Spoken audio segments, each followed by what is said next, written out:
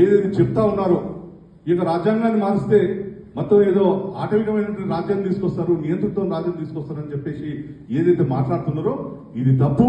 కేవలం భారతీయ జనతా పార్టీ మాత్రమే అంబేద్కర్ యొక్క రాజ్యాంగాన్ని తూచా తప్పకుండా పరిపాలిస్తున్నటువంటి ఏకైక పార్టీ ఏదైతే అది భారతీయ జనతా పార్టీ.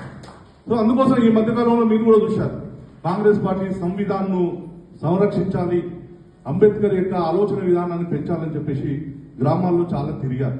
భారతీయ జనతా పార్టీ మీద అనేకమైనటువంటి విష ప్రచారాన్ని గ్రామాల్లో తీసుకొని పెట్టారు. జై భీమ్, జై సంవిధాన్ అని చెప్పేసి. మరి జై భీమ్ అనేది ఏదైతే ఉందో నిజంగా కూడా అంబేద్కర్ కు కాంగ్రెస్ పార్టీ వాళ్ళకి ప్రేమ ఉందా? ఆ రోజు ఈ దేశానికి ఎన్నికలు జరిగినప్పుడు అంబేద్కర్ ను ఓడగొట్టించి అంబేద్కర్ మీద నిలబెట్టింది ఎవరిని అంటే అంబేద్కర్ దగ్గర ఉన్న ఒక సహాయకుని పెట్టి అంబేద్కర్ ను ఓడగొట్టించిన పార్టీ అది కాంగ్రెస్ పార్టీ. సో రాజ్యాంగంలో ఆయనను ఎప్పుడు కూడా హక్కును తెచ్చుకునేది ఆ రోజు కూడా జనసంఘ పార్టీ.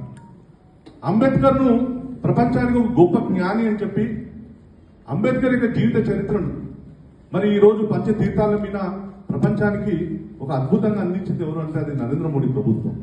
అందుకోసం మనం గమనించాల్సింది, కాంగ్రెస్ పార్టీ ప్రజాస్వామ్యం గురించి, ప్రజాస్వామ్య హక్కుల గురించి మాట్లాడడానికి కాంగ్రెస్ పార్టీకి ఎక్కడ కూడా హక్కు లేదు.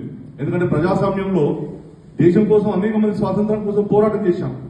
ఈ రోజు నకిలీ పేరు, గాంధీ పేర్లతో వాళ్ళు ఈ దేశాన్ని కుటుంబంగా రాజకీయాలు నడుపుతా ఉన్నారు. మరి అంబేద్కర్ ఏదైతే పెట్టిన రాజ్యాంగంలో కుటుంబ రాజకీయాలు వద్దని చెప్పాడు.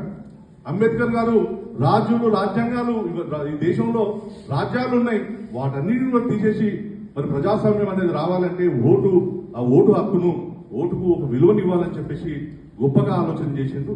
ఆ గొప్ప ప్రజాస్వామ్యాన్ని ఈరోజు భారతీయ జనతా పార్టీ ఆ యొక్క విలువలను కాపాడుతుంది. నేను ఇక్కడ ఉన్నటువంటి అందరూ కూడా పత్రికా మిత్రులకు, ఇక్కడ ఉన్న యువతరానికి మనం ఇంకా ఇప్పుడే కాదు, ఇంకా ఈ దేశం మరి 2047 ఏదైతే వికసిత్ భారత్ కావాలనుకుంటుంది, ప్రపంచానికి మనం మార్గదర్శనం చేయాలనుకుంటున్నాం, అది కూడా అది ప్రజాస్వామ్యయుతంగానే జరుగుతుంది. ఆ ప్రజాస్వామ్యయుతాన్ని, ఈ ప్రజాస్వామ్యాన్ని పరిరక్షించేది అది భారతీయ జనతా పార్టీ ప్రభుత్వం, నరేంద్ర మోడీ ప్రభుత్వం అని చెప్పేసి మరోసారి మీ అందరూ కూడా కంటపడంగా తెలియజేస్తూ, మరి ఈ యొక్క ఎందుకోసం ఇది యొక్క చరిత్ర అయిపోయిన దాన్ని మళ్ళీ ఎందుకు ముందుకు తీసుకొస్తారని చెప్పేసి ఈరోజు కాంగ్రెస్ పార్టీ వాళ్ళు చెప్తా ఉన్నారు. కానీ చరిత్ర అనేది ఇప్పుడున్నటువంటి భావి తరాలకు తెలవాల్సిన అవసరం ఉంది. మరి చరిత్రలో జరిగినటువంటి సంఘటనలు తెలవాల్సిన అవసరం ఉంది.